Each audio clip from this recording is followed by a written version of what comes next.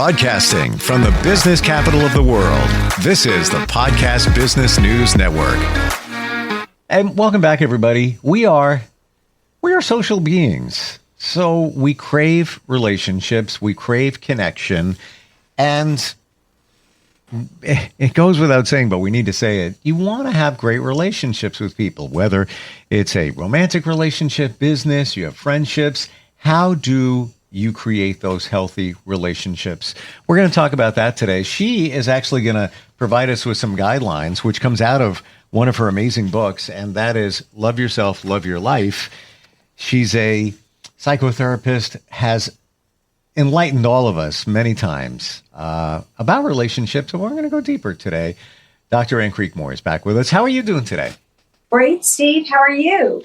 Doing very well, and intrigued by these guidelines that you provide at the end of the chapter. By the way, this is chapter 7 in your book. I would love to go through these and kind of dissect them and get a little more detail. Absolutely. In no particular order. I'm just going to kind of rifle through these. Okay. Guidelines for healthy relationships. This one says, choose healthy people to be involved with. Hands-on caretaking, providers, people who are empathetic, listeners, not toxic people with whom you feel bad when you associate with them. You know, kind of rhetorical there, but how do you find those people? How do you don't know somebody's toxic until you're engaged in, a situation with them, whether it's a relationship, whatever it might be. You can hear from people, stay away from them. They're always negative. But that's somebody's perception. It might be totally different when you connect with them. True. So, what's your guidelines there for choosing those people? Well, like you mentioned, there are two types of people that people can't do everything, well. They may be better at being the hands-on, care-given provider. They'd be willing to help you out. Do something, when they hear you have trouble or something, or just notice distress, they're going to help you out and do something to help you. That would be one kind. Then others might be more the empathic listener. They listen to you and then and have empathy for your situation and maybe build you up or encourage you. You feel better after you talk with them. You might not expect say that the person has to do both, but they should show some sort of empathic, caring towards you, versus someone that, whenever you get together with them, then you start to feel bad about yourself, sort of criticized and not accepted. And that's not someone that you want to hang out with, And then also they say, you are who your friends are. If your friends are engaged in some negative activities, then they're going to want to do those. And eventually it's possible you'll get drawn into some of that. And you don't want to pick a toxic person either that makes you feel bad about yourself, is critical or competitive with you, and or someone that may be doing things that aren't wholesome that you'd start doing and getting involved with doing. It seems like you're going to know that they have a certain empathy for you, that maybe they ask certain questions, they care how you feel, maybe at that moment, or maybe you've got things going on, and they're asking those questions as opposed to just talking about themselves and their situation, right? Correct. Yes. And they accept you. If you say no, you can't do something, they don't make you feel bad and try to make you do something you don't want to do. And, they kind of accept you where you are. You say you're sick and you can't go out. They don't tell you off, Right. They're empathic. They're like, oh, I'm sorry, you're not feeling well. I hope you, there's anything I can do to help, kind of thing. Yeah, it's as if you feel that they truly care about you. Exactly. Exactly. All right, we're gonna move on to the next guideline for healthy relationships. This one is like a minefield, I feel. Marry well. Make sure the person does not have a mental disorder. You need to have at least 3 love connections romantic chemistry, best friend or parenting connection, and religious or spiritual or life philosophy similarities. Whoa. There's a lot going on there. That's a pretty tall order, isn't it? I mean, when you say for somebody to not have, I mean, and I know I wrote that. I mean, so I have to take that, own that. But I mean, it sounds so strict even when I hear it, but it's the ideal. The ideal would be that you find someone that cares about you and can be a caring, empathic person, like in number one, the one you just gave about being empathic listener or being able to do things to help you and so on, and be accepting of you and make you feel better after you're with them. But these others are a little bit tall order because somebody could say, well, no mental disorder. I mean, like, everybody's got some stuff. Somebody has some anxiety or somebody has, gets depressed or, I mean, I think the idea would be that they're a person that maybe has had some therapy, that has some understanding of what their, mental health issues are. Mm-hmm. They're willing to work on their mental health issues. They have gotten some help, and not somebody who would be in denial of a problem that they have. And then you just get the brunt of it, but they're never willing to work on anything in themselves. It's maybe a little more accurate. But ideally, if you would be a whole fulfilled person and you've worked on yourself, any disorders, so to speak, that you have, and you find someone who's done that as well, then, that would be that would be a unicorn. Yes, that would be unicorn. We're searching for the unicorn. Yeah. And what was the other part of it? Well, the three connections. So one of them is, have at least 3 love connections and romantic chemistry. All right, kind of goes without saying. You want that there. If that's the initial attraction, usually. Yes. Exactly. Them being your best friend or having a parenting connection. A co-parenting one, yes, kind of like you're devoted to, like you would to your child. If you're somebody who's hurt or in a crisis, you'd be there for them like you would with your child. And then religious or spiritual or life philosophy similarities. So a lot of these seem, the romantic and the chemistry got that one. You should always marry your best friend. Okay. Yeah. Really, yes. And I guess life philosophy, how you look at life, how, you're on the same page in different situations. Right. But it seems like that can be there in the early part of the relationship or, in years in. But then you could realize, wait a minute, this person isn't that, or they reveal something about them that you never even knew. Sure. Yeah. Yeah. And, been in those situations. Like you never know. I guess you never know. Right. I mean, it makes sense to wait and really get to know the person. I mean, I think people probably get engaged a lot of times in a year, and maybe that would be even maybe okay to get engaged if you have a year out, another year to kind of really make sure you know the person. Because things can come up that you don't, and sometimes until you live with somebody, you might not even know certain things that how they would be like. So to have some time together, weekends or whatever, to see what's really going on and how they, if you're in a kind of a living situation of some kind. But the 3 connections is kind of like the love of life, or they call it the soulmate connection.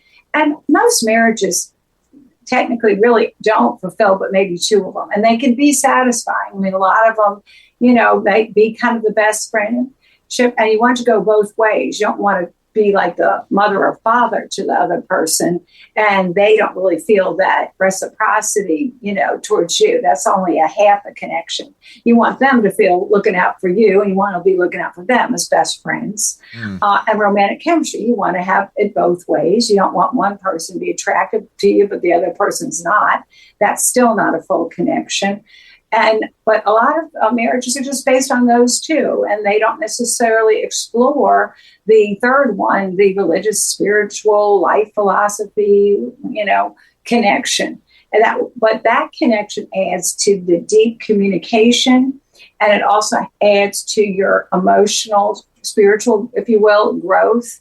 Because if you're both on the same page of life, and you're talking about things at a higher level, more transcendental level, beyond everyday stuff, you can really enhance each other to grow emotionally and, psychologically. You're going to a deep level, and you're able to think about things about life at a higher level that raises you up. So that one's really important.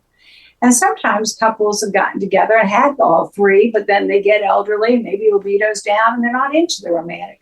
But then if you had that other life philosophy connection, you're still able to function as a unit, be happy with the two connections. You got you're older and you caretake each other, and then you're at a deeper level, talking deeply about life and growing together still. So that one makes it great for it being super long lasting, even into old age, if you will, years when maybe the romantic attraction won't be so much priority. So I want you to think about this question, and I need an answer. This is not scientific. This is just a ballpark feeling based on your experience and observations.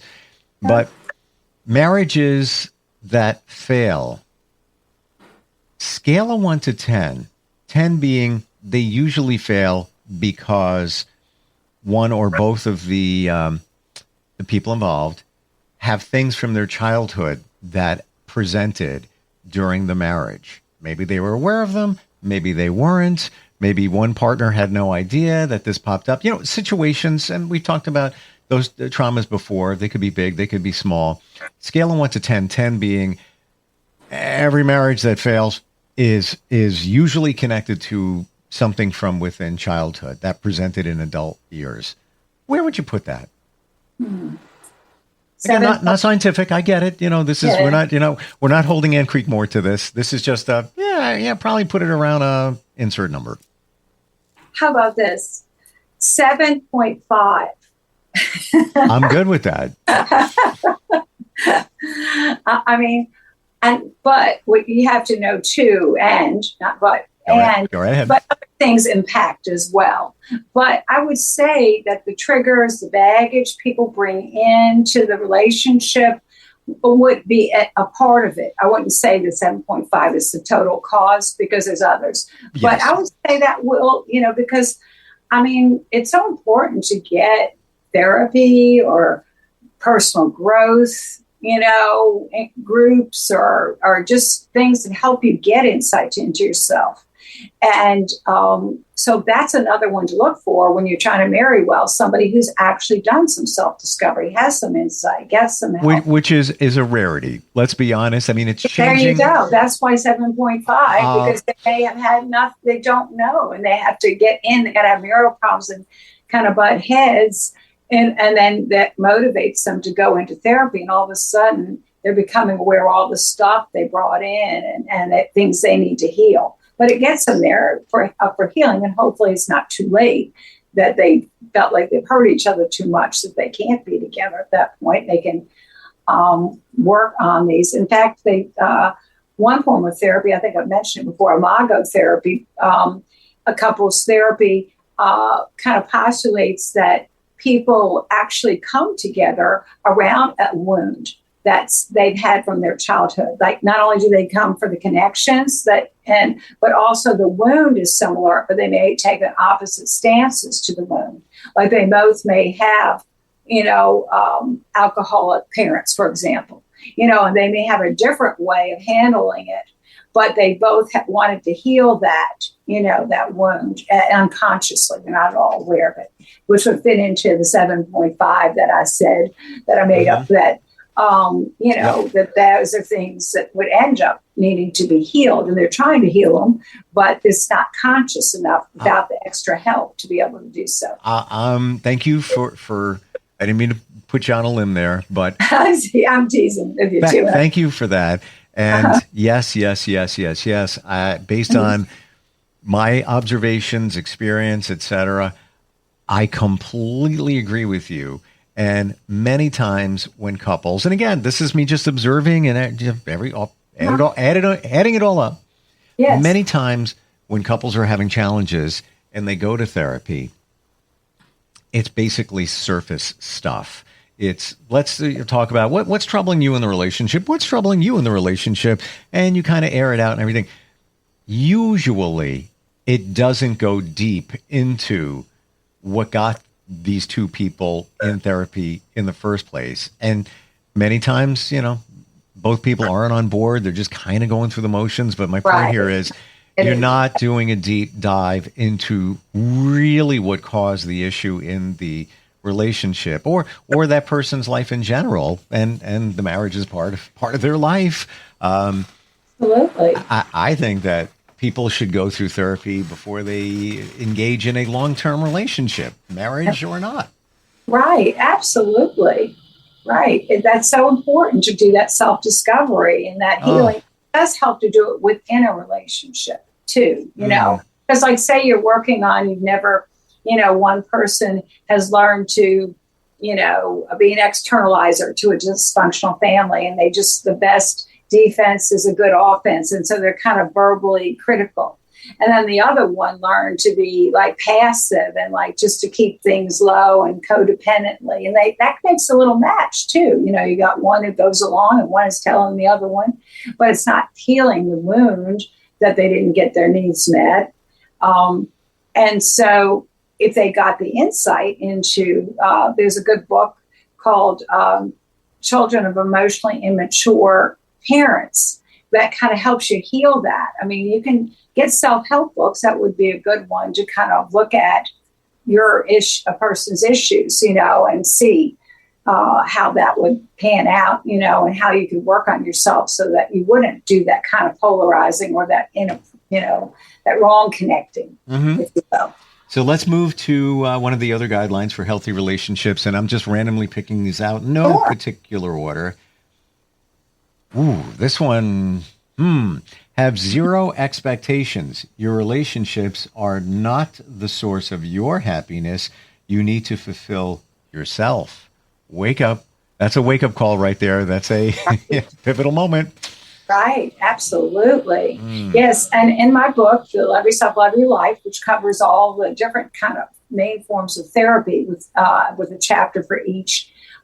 There's one called the Whole Fulfilled Person Model of Recovery. It can be starting for, say, addiction of some kind, or codependency, or just mental preoccupation with whatever is your, that could be interfering with you putting your energy into caring for yourself. But ideally, you before you get in a relationship, you put the energy into yourself. Mind, body, spirit, mental, physical, emotional, spiritual, your will, responsibility, all put your energy to taking care of yourself and, if you will, reparenting yourself to see that your needs and rights are being met. Your lifestyle is such that you have time to care for your physical health, your mental health, your, emotional health, in your doing your creative expression.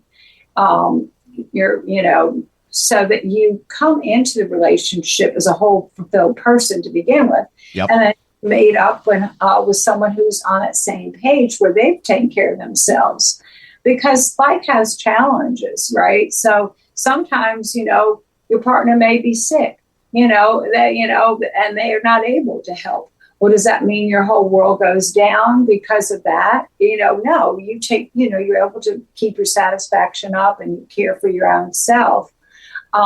Sometimes one person is up, in life, something bad happened at work for one, and the other one's okay, and then you can be there for the other person, versus if you're just starting with an empty cup looking to be filled by the other person constantly, that's just not going to be able to happen. And you don't know it until you know it. And that situation, you may enjoy that other person, but don't realize that you think you need them to make you the better person for yourself. Like you may Right. be an introvert and they're very extroverted, and Right. like that's what's missing. I like having fun, but that's not me seeking it. So you seek what you don't have in your life, or Right. you think that's missing. Right. And But that's cool too. That's okay. yeah, I mean they can complement each other, but Exactly. that can't be the Opposites source attract. of everything. You Right. need to be. Absolutely. You can't expect it. That's the zero expectation. The person is there to love you, accept you, but they're not there to, you have to go and work on your own self to make yourself happy.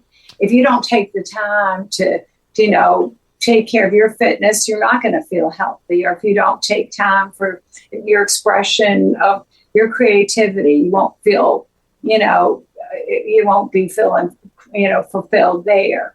So that person can't do it. Only you can do it for yourself. So this one's interesting. Guidelines for healthier relationships. Recognize that people who irritate you provide you with an opportunity to grow. When someone bothers you, this signals a button has been pushed and childhood pain has been triggered. Whoa. Perfect, because it's just relates to just what we were just talking about with couples. 7.5 have brought in this pain, childhood, everyone's had it, but I'm saying that it'll be a big part of a marital or couples is to focus on those triggers that get the buttons, because only people that are really close to you can actually push your buttons as well as, you know what I'm saying? Because you're interacting with them at a more intimate level. And so that relationship can be the key to healing, to figuring out, there is a button there is a wound there. And then the therapy can lead into healing that wound. And if you're in a good relationship where you're caring to each other, the other person's going to be able to talk to you and hear what happened. Maybe you never shared something from your childhood that was a major wound. But if you're in a good, caring relationship, then that person can also give you hugs and let you cry about it after you talked about it in therapy, and be part of the support for your healing. So let's talk about that. We're almost out of time, but I want to put the microscope on that. Sure. When people trigger you, and they bother you, they irritate you. I don't Right. know what it is, but that's really something that goes back to your childhood, typically. And that is why it's bothering you. Absolutely. So generally, like in a couples therapy, if you feel like you're, upset with the other person, it's best to go away and identify anger, which is just a tip telling you something's bothering you. You ask yourself, am I feeling sad about this, feeling anxious about this? What am I feeling first? Then say, when did I feel this way before? Bring up the associations. Like if someone, did something at this moment, maybe it's not as important as you think. Maybe it's just triggering what the pain that you experience, and it kind of symbolizes, represents, all this pain from something happening as a child. Mm. And so you can then go away and go, wow, I really feel like I wasn't very cared for in that way. And when this person did this, that's how I took it. That's why I got so mad. And when I went deeper, I realized, well, they didn't maybe, mean it that way. And it's not, but it represented or triggered that wound of how they were treated as a child. Wow. That's really something to think about. Like, yes. Think about all those people yes. that kind of tick you off, and you really got to go deep to try and figure that out. And interestingly, Absolutely. To end today, I think I shared with you in a men's group, and we mass yes. down, we do community Wonderful. service and a lot. But there was an exercise a few weeks ago where 10 of us in the room, we had to go around and say what we like and don't like about each person.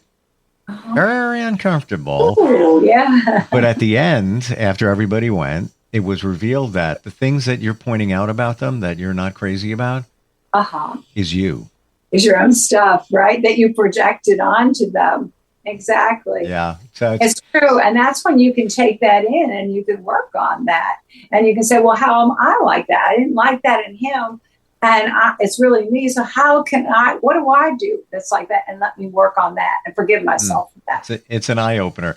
It is. Yes. We only got to a few of, I think it was 7 or 9 in that chapter. The book is available. It's the manual for life. That's what I call it. And you can find out more if you're looking for any therapy, whether it's couples, individual. Anne is the best, and available virtually to psychologytoday.com. Best way to find you? Yes, that'd be great. Yeah, just do a search, Dr. Anne Creekmore. Thank you for being here today. This is definitely an eye-opener. Yes, sure. Well, thank you, Steve, for all your sharing. We'll catch up soon. Helping us all. I appreciate it. We'll be right back.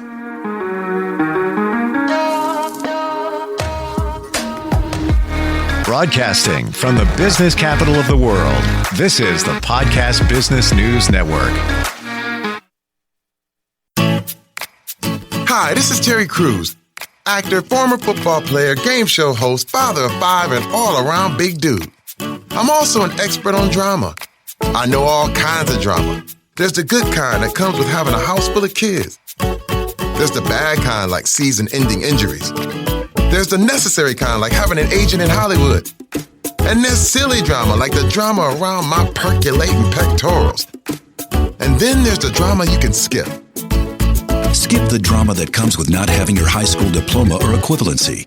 Find free adult education classes near you and finish your high school diploma. Visit finishyourdiploma.org. Or text diploma to 97779. Message and data rates may apply. Reply STOP to opt out. That's diploma to 97779. And leave the drama to actors like me. Brought to you by the Dollar General Literacy Foundation and the Ad Council.